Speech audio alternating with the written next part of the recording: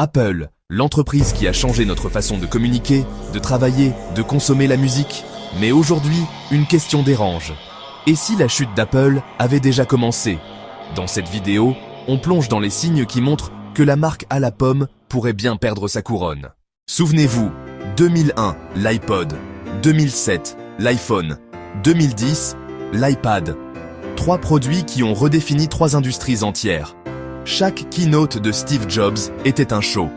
On découvrait non pas un produit, mais une vision. Apple n'inventait pas seulement des objets, elle inventait le futur.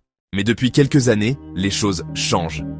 Les nouveaux iPhones, toujours plus chers, mais rarement plus innovants.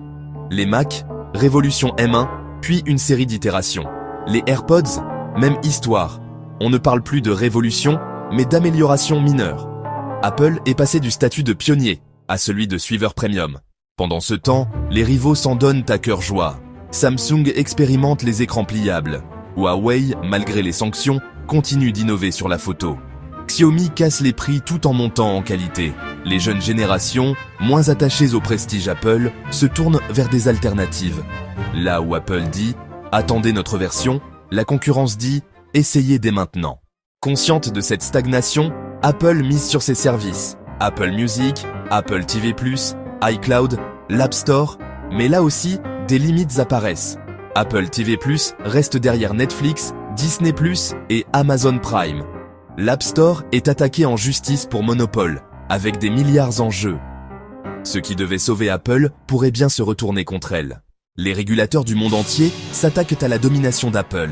En Europe, l'obligation d'adopter l'USB-C est un symbole. Même le connecteur Lightning, si rentable, a dû disparaître. Aux États-Unis, les enquêtes antitrust pourraient briser le modèle de l'App Store.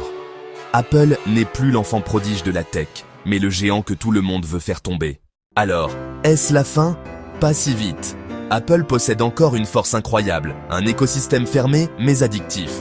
Ces milliards de cash lui permettent d'investir dans la réalité augmentée, l'intelligence artificielle et même la santé. Apple est peut-être en chute, mais elle n'a pas dit son dernier mot. Apple a bâti son empire sur l'innovation. Aujourd'hui, elle lutte pour ne pas devenir une entreprise comme les autres. Alors, assiste-t-on au début de la fin ou à l'échauffement avant une nouvelle révolution? La suite, seul le temps nous le dira.